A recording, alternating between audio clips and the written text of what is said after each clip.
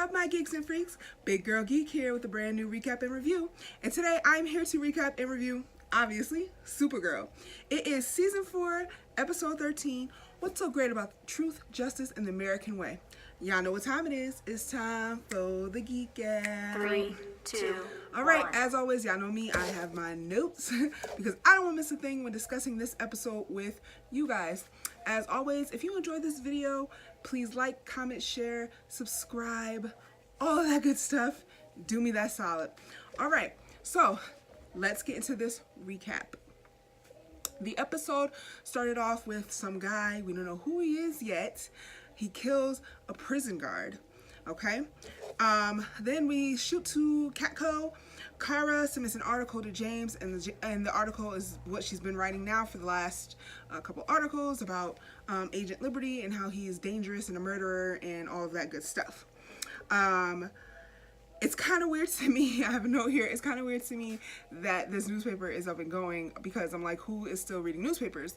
I'm sure their online division or like their Facebook page or their Twitter account is what's getting it.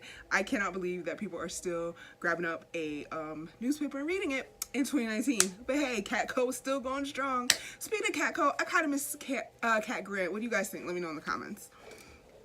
Alex comes in because she was supposed to have lunch with Kara, who forgot because she's going to be training Nia at the Fortress of Solitude. Alex makes a comment to James that Lena is now working out of the lab at the DEO, which he was not aware of because if you recall last episode, and it's been off for a couple weeks, that James and Lena broke up. Tear for some people, not for me. As I said in my previous review, they had no chemistry, but you know, I don't know, I hope they work it out for working it out's sake and they give James something to do. Ooh.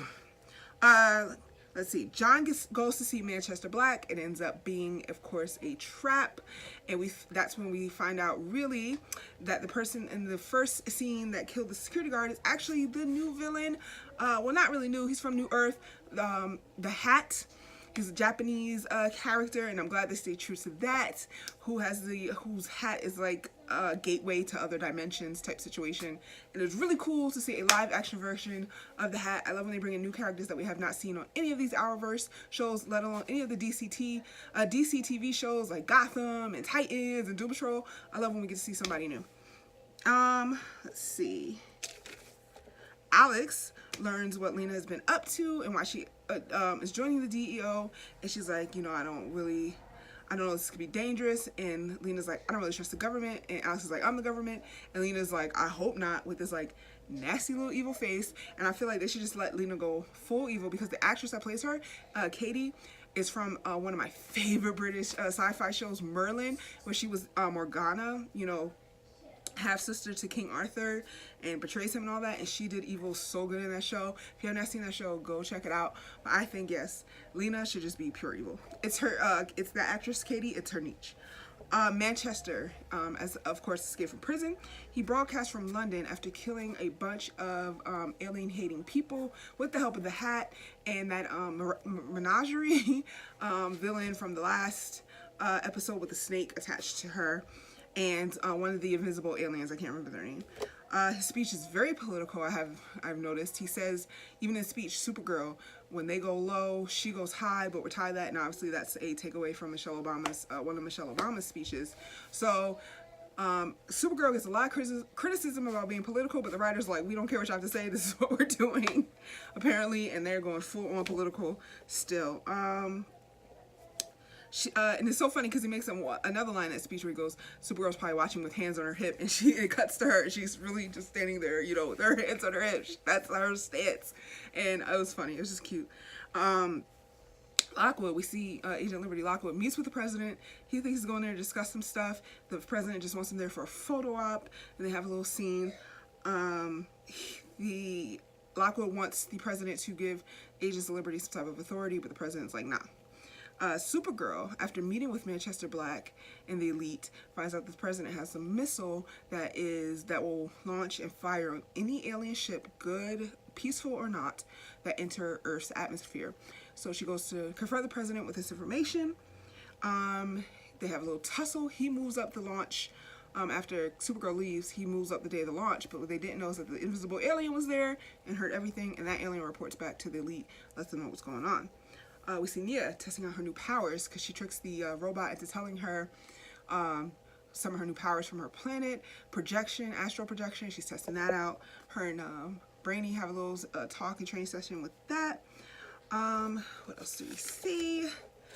We get to see Kara struggling with what to do with the president. She goes to Alex and they have like a little talk without her, of course, revealing that she's Supergirl, which was so awkward and still nice to kind of awkward to see, but nice to see that Alex is warming up to Supergirl, not knowing it's Kara a little bit more.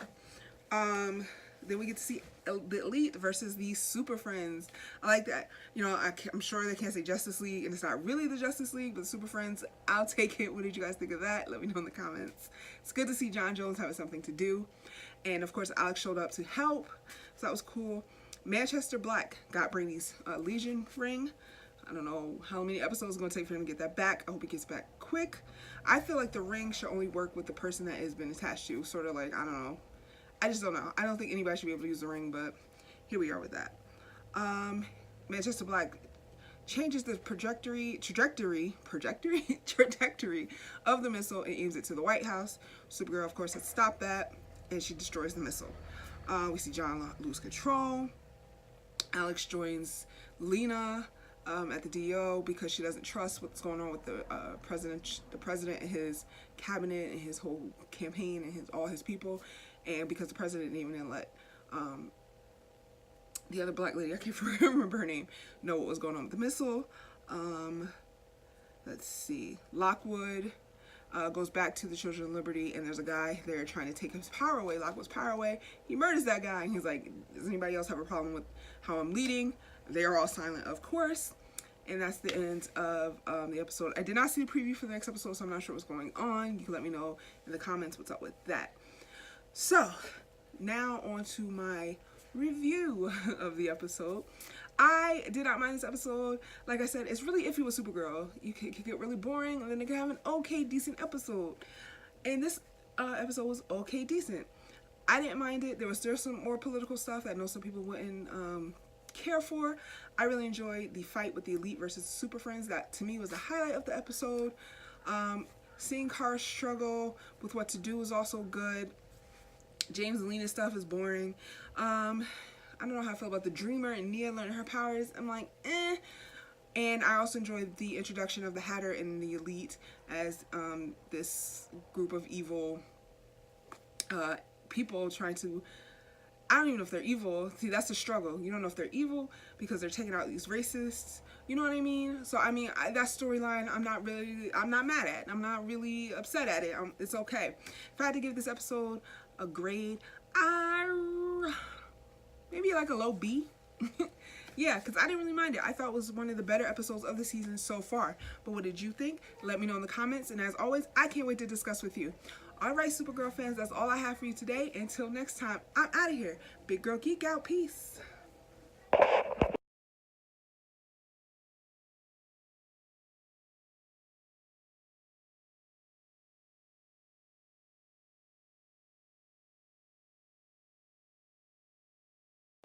Hey, where are you going? You just watched a cool video. Subscribe.